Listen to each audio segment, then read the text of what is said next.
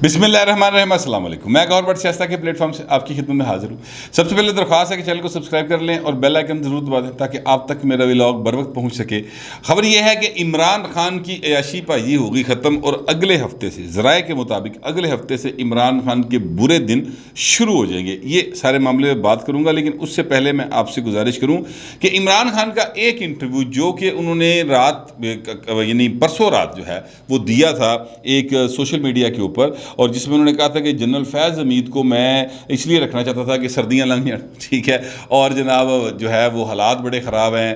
अफ़गानिस्तान के, वो सारे मामले को देख रहे थे। साथ ही उन्होंने ये कहा कि जनाब मैं कोई अपना आर्मी चीफ़ नहीं लगाना चाहता था। ये सारा मामला जो उन्होंने किया, उसके बाद मरीम नवाज शरीफ साहबा ने उनमें मतलब बाकायदा तौर पर जो है ना क्या कहना चाहिए कि लते लेते इमरान खान के, और इमरान खान को की इस स्टेटमेंट को उन्होंने पूरा पोलिटिकली बड़े ही अच्छे अंदाज से इस्तेमाल किया, जिसकी वजह से मैं आपसे अर्ज़ करूँ, मैंने पहले व्लॉग में अपने ये कहा था कल के कि जनाब ये जनरल फैज़ के मुस्तकबिल के साथ इमरान खान खेल रहे हैं असल में, और ये इनको समझ नहीं आ रही कि ये जनरल फैज़ के साथ क्या कर रहे हैं। और वही हुआ। मरीम नवाज शरीफ साहबा ने ये कहा कि ये आपके आँख कान नाक नहीं थे बल्कि आपका हाथ था। अच्छा, अब उन्होंने याद रखिएगा कि उन्होंने किसी सूरत भी जनरल फैज़ हमीद का नाम नहीं लिया मरीम साहबा ने, लेकिन चूँकि रेफरेंस वो दे रही थी इंटेलिजेंस चीफ़ का, तो इंटेलिजेंस चीफ के हवाले से बात करते हुए ये इमरान खान साहब ने कहा था कि जनाब मैंने वो जनरल फैज़ को तब्दील करने पर मसला बना था, तो तब्दील मैं इसलिए नहीं करना चाहता था, लिहाजा वो अब सारे का सारा जो है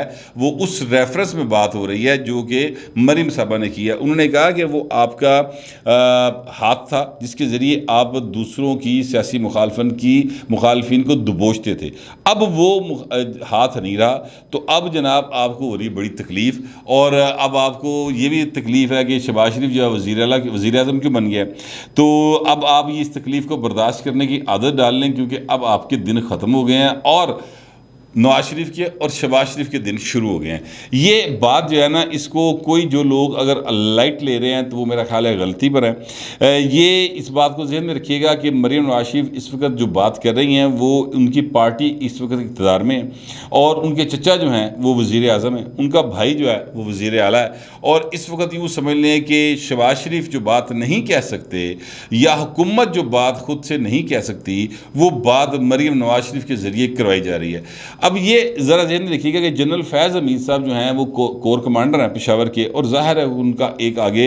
अभी उनकी सर्विस पड़ी हुई है और वो उस रेस में भी शामिल हैं जिसमें आर्मी चीफ़ जो है वो बन सकते हैं। लेकिन जिस किस्म की गुफ्तगू मरीम साहबा ने शुरू कर दी है, वैसे इसका स्टार्ट जो है ज़ाहिर है कि इमरान खान ने किया, और इमरान खान अगर जनरल फैज़ को डिस्कस करना छोड़ देते तो फिर ज़ाहिर है कि मरीम को उसका जवाब ना देना पड़ता। लेकिन आज जिस तरीके से कल रात जिस तरीके से मरीम साहबा ने उनका जिक्र किया, उससे मैं आपको अर्ज़ करूं कि ये जो है अपना जनरल फैज़ का मुस्तकबिल वो भी सर दाव पे लग गया। मैं पहले इस पर बात कर चुका हूं। अब मैं आपको ज़राए से वो बात बताना चाहता हूं जो मेरे नोटिस में आई है, और वो बात ये है कि हुकूमत वक्त जो है उसने फ़ैसला किया कि इमरान खान ने बड़ी अयाशी कर ली, बड़ी बातें कर ली, बड़े रोले पाले, बढ़िया लोगों को बेवकूफ़ बना लिया। अब इनकी जो फाइलें पिछले 20-22 दिन से खुली हुई थी उन पर अब काम जो है वो तकरीबन क्लोज़ हो रहा है, और अब इमरान खान के अगले हफ्ते से हालात ख़राब होंगे और हुकूमत जो है इनके ख़िलाफ़ एक्शन में आएगी, और एक्शन जो आएगा वो करप्शन केसेस पर ज़्यादा आएगा, बजाय इसके कि इनकी खिलाकी जो भी वीडियो है वो ज़ाहिर है शहबाज शरीफ ने मना कर दिया कि यार इस तरह दरसी कोई नहीं करनी, तो वो एक साइड पे रह गई। लेकिन करप्शन ख़ास तौर पे जो गोगी उर्फ फरा उर्फ फरद शहजादी उर्फ फरा खान जो भी उनका नाम है, उस हवाले से चीज़ें जो हैं चलेगी। मरीम साहबा ने इस पर भी कल की जो तकरीर थी फतेह जंग की उसमें इस पर बात की, उन्होंने कहा ये खुरा जो है बनी गाला तक जाता है फरा का, और इसीलिए ये वो गोगी खाला बचाओ मुहिम जो है उन्होंने यूथियों ने शुरू की हुई है। ये बात ध्यान में रखिएगा कि इमरान खान ने, मैं कई बार बात कह चुका हूँ कि इमरान खान ने आज तक अगर किसी की तर्जुमानी की है, किसी का दिफा किया आके मीडिया के ऊपर, तो सिर्फ एक शख्सियत है, उसका नाम है फरा खान उर्फ गोगी खाला उर्फ फरद शहजादी उर्फ जो भी आप ज़ाहिर लोगों ने बहुत सारे नाम रखे हुए हैं, तो वो उनका सिर्फ दिफा किया, इससे पहले वो किसी का दिफा नहीं कर सके। अच्छा, अब जो ज़राए हैं उनका ये भी कहना है कि हुकूमत ने तो फैसला कर लिया, लेकिन आने वाला वक्त इस बात को बताएगा कि उन्हों का हाथ इसमें शामिल है कि नहीं है। यानी ये बात समझने की कि पाकिस्तान में जो सिविल सेटअप होता है सिर्फ उसके इमा के ऊपर ही सारा काम नहीं हो रहा होता। ख़ास तौर पे इमरान खान जैसी शख्सियत जो कि साबिक़ वज़ीर आज़म हो, उस पर हाथ डालने के लिए किसी की पुश्त पनाही भी ज़रूरी होती है, और उस पुश्त पनाही के लिए ज़रूरी होता है कि आप उनको पहले एतमाद में लें। अब इमरान खान के ख़िलाफ़ अगर कार्रवाई होती है, कल आपने नोट किया होगा कि अलीम खान साहब जो हैं वो बोले हैं और इमरान खान के ख़िलाफ़ बोले हैं। उनकी उन्होंने जो एक इंटरव्यू दिया था उसमें उन्होंने अलीम खान का और तरीन का जिक्र किया था, तो अलीम खान तो बोल पड़े हैं, अभी तरीन खान का बोलना बाकी है। और राजा रियाज साहब ने ये बात जो है वो शेयर की है कि जनाब अलीम खान अगले हफ्ते से बोलना शुरू करेंगे। अब ये भी आप ज़हन में रखिएगा कि अगर अलीम खान बोलते हैं और तरीन साहब बोलते हैं, जिनके पैसे खर्च होते रहे, जो एटीएम थे इमरान खान की, तो फिर ये आप यकीन कर लीजिए कि वो पाइन उन्होंने कहने तो बगैर नहीं बोलेंगे। ये बात आप बिल्कुल अपने दिमागों में बिल्कुल क्लियर कर लें। तरीन साहब ने अगर साथ दिया है मुस्लिम लीग नून का और अलीम खान साहब ने अगर साथ दिया है मुस्लिम लीग नून का, तो पाइन ए इशारा के तौर हुआ है, तो वो रेस पास आए। अदरवाइज़ वो इस किस्म का जो है ना वो स्टेप नहीं ले सकते थे। तो ये मतलब उनके लिए एक प्रॉब्लम जो है इमरान खान के लिए पैदा होना शुरू हो गई है। पहला इशारा कल आ गया कि अलीम खान साहब बोल पड़े, तरीन साहब बोलेंगे, उसके बाद वो कुछ राज खोलेंगे और वो ज़ाहिर है कि माली करप्शन से रिलेटेड होंगे। वो भी इखलाकी मामलात के ऊपर बात नहीं करते, और इखलाकी मामलात के लिए बात करने के लिए ज़ाहिर है सोशल मीडिया है, वहाँ पर बहुत सारे लोग बहुत सारी बातें करते चले जा रहे हैं और वो रुकने का नाम ही नहीं ले रहे, लेकिन वो अपनी जगह पे है। अब अगर तरीन साहब बोल के इनकी माली करप्शन के बारे में बताते हैं, इनके जो अलीम खान साहब ने बोलना शुरू किया, अभी उन्होंने कहा कि मैं माली करप्शन दस नहीं रहा, मनाजरा कर ला मैंने किसी टीवी चैनल पर आ जा और आके मैंने मनाजरा कर ला, मैं भी सच बोलूँगा, तू भी सच बोल, तो गल पता लग जाएगी, लोगों को पता लग जाएगा कि तू कितना ईमानदार है। अब इमरान खान की जो मैंने आपको याद होगा कि आज से 3-4 रोज़ पहले मैंने कहा था कि इमरान खान की ईमानदारी पर सवाल उठाए जाएंगे, और वो ईमानदार कितने हैं कितने नहीं हैं वो उसको मौजूए बहस बनाया जाएगा, ताकि ये बुत तोड़ा जा सके कि ये जो कहा जाता है ये बंदा बड़ा ईमानदार है, एदी ईमानदारी जी ना वो कटनी जरा किसी तरीके ना। अब वो ज़ाहिर है इतने सारे सबूत हैं, हुकूमत तो क्लेम करती है कि साढ़े कोल तो भाजी कमरे पड़े पे ने इन्हों की मतलब बेईमानी दे। अब सिर्फ अगर हुकूमत के कहने पर बात होगी तो वो कोई गल बनेगी नहीं, मतलब फैसले अदालतां जड़ियां जमानतां जमूनतां ले लैणगियां, तफ्तीशी तावन नहीं करनगे, चीज़ें इधर उधर हो जाएंगी। पाकिस्तान में इस तरह के बहुत सारे मामला होते हैं, तो लिहाजा उनकी बैकिंग बहुत ज़रूरी है। अब मैं आपसे अर्ज़ करूँ कि जो मरीम साहबा ने बार बार बात की है और जनरल फैज़ का नाम नहीं लिया, लेकिन रेफरेंस या इशारा उसी तरफ जाता रहा है, तो उससे ये लगता है कि जिस तरह इस्टेब्लिशमेंट की तरफ से भी कुछ थोड़ा सा उन्होंने थपकी आ गई है, और जिसकी वजह से ये हुकूमत, मैं समझता हूँ मरीम नहीं बोल रही थी, हुकूमत ही एक्चुअली बोल रही थी। तो मरीम नवाज साहबा का ये जो है बोलना, ये इस बात का एक तरह का सबूत है कि इस्टेब्लिशमेंट जो है वो अब साथ है, लेकिन इसके वाज़ह जो मतलब इशारे होंगे वो उस वक्त नज़र आएंगे जब तरीन साहब खड़े होकर इमरान खान की माली करप्शन को बेनकाब करेंगे, और ये काम जो है वो मेरे ज़राए के मुताबिक अगले हफ्ते होने जा रहा है। इस हुकूमत को माशी बहुत सारे मसाइल का सामना था, लेकिन कल एक बहुत अच्छी डेवलपमेंट हुई है, और डेवलपमेंट ये हुई है कि जनाब ये जो हैं अपना बिलावल भुट्टो साहब, उनको अमेरिकी वज़ीर ख़ारजा ने फ़ोन किया, और उस जो मेरे ज़राए के मुताबिक उनसे बातचीत हुई है, उसमें अमेरिकी वज़ीर ख़ारजा ने पाकिस्तान की हर मुमकिन मदद करने का और पाकिस्तान को अपना एलाई तस्लीम करते हुए कहा है कि जनाब आप हमारे पुराने तादी हैं और हम आपका हाथ नहीं छोड़ेंगे, और आपके माशी मसाइल हों या आपके जो इलाकाई किरदार है उसको हम तस्लीम करते हैं, और इसमें हम आपका भरपूर तावन करेंगे। अब वो तावन किस तरह से हो सकता है? क्या अमेरिका खुद पैसे देगा? क्या अमेरिका जड़ा को एड दे देगा? इसका तरीक़ेकार जो अमेरिका ने इख्तियार किया हुआ है वो ज़रा डिफरेंट है, और मैं आपको माजी के जो है जहन में रखते हुए ये बता सकता हूँ कि, और ये बिल्कुल नॉलेज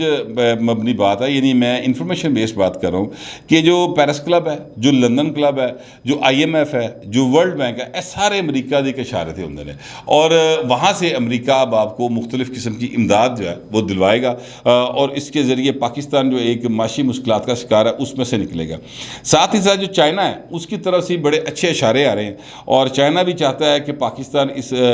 मुश्किल से निकले जो उसके बाद पड़ी हुई है। उसकी वजह क्या है? उसकी वजह ये नहीं है कि चाइना को पाकिस्तान को बहुत प्यार है या तो लोग बहुत सोने लग रहे। असल बात यह है कि पाकिस्तान 20-22 करोड़ का एक मुल्क है, एटमी पावर है। ये कुछ श्रीलंका नहीं है जिसके पास अपनी फौज भी पूरी कोई नहीं सी, तो पाकिस्तान ने जाके उत्तर जंग मुकाई सी। ये एक ऐसा मुल्क है जिसके पास एटॉमिक एनर्जी है, जिसके पास एटमी ताकत है, जो 22-23 करोड़ लोगों का मुल्क है, जिसके एक तरफ इंडिया लगता है, एक तरफ ईरान है और एक तरफ ये अपना बैठा हुआ है अफगानिस्तान। अब ऐसी सूरत हाल में अगर यहाँ पर भूख नंग पड़ती है तो चाइना मुतासिर होगा। अगर ऐसी सूरत हाल में जब भूख नंग पड़ती है तो इंडिया भी मुतासिर होगा। अगर यहाँ पर पाकिस्तान कोलैप्स करता है फाइनेंशियली, मैं अल्लाह ना करे वो वक्त आए कि फाइनेंशियली जो है वो हम यानी डिफ़ॉल्ट डिक्लेयर हो जाते हैं, तो इसका असर जो है वो पूरे रीजन पर नहीं पड़ेगा, बल्कि जो लोग यानी जो ममालिक हमसे हज़ारों मील दूर है ना, चाहे वो इंडिया इंग्लैंड है, यूरोप है, कनाडा है, अमेरिका, उनके ऊपर भी इसका असर आएगा। उसकी वजह यह है कि पिछले 40 साल से दुनिया ने जो 2 तवील तरीन जंगें लड़ी हैं वो पाकिस्तान के सिर से लड़ी हैं भाजी, और यहाँ के और वहाँ के जो राब्ते और रिश्ते हैं वो अब इतने मुस्तहकम, इतने पुराने, इतने गहरे हो चुके हैं कि उनमें दरार जो है वो फ़िलहाल नहीं पड़ सकती, और अमेरिका आराम से हमसे जान नहीं छुड़ा सकता या चाइना भी नहीं छुड़ा सकता। तो लिहाजा चाइना भी चाहता है कि पाकिस्तान को थोड़ा सा स्टेबल किया जाए माशी तौर पे और ये मुल्क सर्वाइव करे, क्योंकि इसी में उनकी भी बेहतरी है। और दूसरा जो है वो ये ज़ाहिर शहबाज शरीफ आ गया, बिलावल साहब आ गए, यानी आसिफ जरदारी साहब आ गए हैं। इन दोनों ख़ानदानों के चाइना के साथ बड़े अच्छे ताल्लुकात हैं। इसमें मतलब किसी को कोई गलतफहमी नहीं रहनी चाहिए। उसकी वजह मैं आपको बताता हूँ, भुट्टो साहब ने चाइना के साथ ताल्लुकात की बुनियाद रखी थी, और उसके बाद फिर जिस तरह से इस्तकबाल हुए भुट्टो साहब के, और जिस तरह से यहाँ पर वो आए और उनके इस्तकबाल हुए, फिर जिस तरह आसिफ जरदारी साहब ने सी पैक का एक मुआहदा किया, और फिर जिस तरह शहबाज शरीफ और नवाज शरीफ ने उस पर अमल किया, तो इस बात से मतलब ये बड़े वाज़ेह सबूत मौजूद हैं कि जनाब ये चाइना जो है उनके साथ इनके बड़े पुराने ताल्लुकात हैं। जहाँ तक बाइडन साहब की बात है, तो मैं आपको पहले बता चुका हूँ कि पीपल्स पार्टी के साथ बाइडन साहब के या उनकी फैमिली के कम अज़ कम 50 साल पुराने रिलेशनिंग है। तो ये सारी चीज़ों को अगर नोट किया जाए तो पाकिस्तान के लिए अच्छी खबरें हैं इस मौजूदा हुकूमत के सेटअप में रहते हुए। अब शेर रशीद और एंडी कंपनी और फवाद चौधरी सब कहते हैं जी 20 मई तक जो है हुकूमत चली जाएगी, हैं जी, हासा आंदा में गल्ला होते। अच्छा, अब ये जो हुकूमत जाना है, और शेर रशीद कह रहे हैं कि 31 मई से पहले पहले इलेक्शन का ऐलान कर दो, वरना जो है ना वो इमरान खान लॉन्ग मार्च की कॉल दे देगा। पहले लॉन्ग मार्च की कॉल देती पई है इमरान खान ने, और इमरान खान जलसे भी कर रहे हैं, सड़क पे आ गए हैं वो बनी गाला से निकल कर। लेकिन इसके बावजूद जो मैंने शुरू में आपको बताया कि उनके ख़िलाफ़ चीज़ें जो हैं वो बहुत ज़्यादा कुक हो गई हैं। न सिर्फ ये कि वो ज़ाहिर सियासी मुखालफिन में तो होती हैं, इस्टेब्लिशमेंट के अंदर जिस तरीके से वो इस्टेब्लिशमेंट का बार बार हवाला दे रहे हैं और उन पर तनकीद कर रहे हैं बेसिकली एक तरीके के साथ, कि यहाँ के जब वो लोकल मीर जाफरों के जिक्र करते हैं तो भाएं नाल उस तो पहले जड़ा ना ISI चीफ की तकर्री का भी जिक्र कर रहा होंगे, आर्मी चीफ का भी जिक्र कर रहा होंगे। तो इसका मतलब यह है कि वो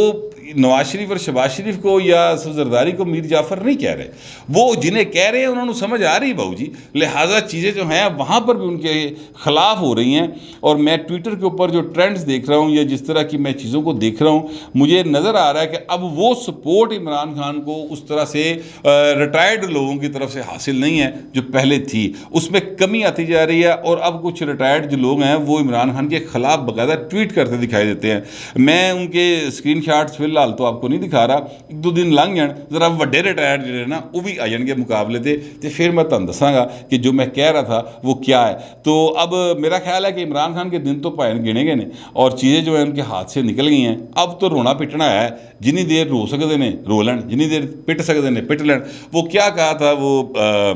मरियम औरंगजेब साहबा ने कि जब गिलानी साहब जीते थे तो उन्होंने कहा था कि गिलानी साहब जीत गए हैं, आप रोएं चीखें पिटें, लेकिन वो अब जीत चुके हैं। तो इसी तरह हालात हैं कि ये इमरान खान अब चाहे रोएं चीखें पिटें, लॉन्ग मार्च करें, धरना दे लें, जो मर्ज़ी कर लें, लेकिन फ़िलहाल हकीकत ये है कि इस वक्त जो अगर पाकिस्तान को सर्वाइवल की जंग है इस वक्त पाकिस्तान के, और उसको बचाने के लिए ये जो सेटअप है इसका कंटिन्यू होना बहुत ज़्यादा ज़रूरी है। और इमरान खान के हालात जो हैं वो सिर्फ रोंड पिटन और हाय हाय मैं बड़ा लाडला सा इतों तक रहने, इस तो बहुता मेरा नहीं ख्याल कि इमरान खान को कुछ चीज़ मिलेगी। ये सारी इन्फॉर्मेशन और मेरा तजिया मैंने आपके सामने रख दिया। अगर आपको किसी बात से इख्तलाफ हो तो लिख ज़रूर दीजिएगा, मगर ज़रा डिसेंसी के साथ। फिर वक्त इतना ही, मिलते हैं अगले व्लॉग।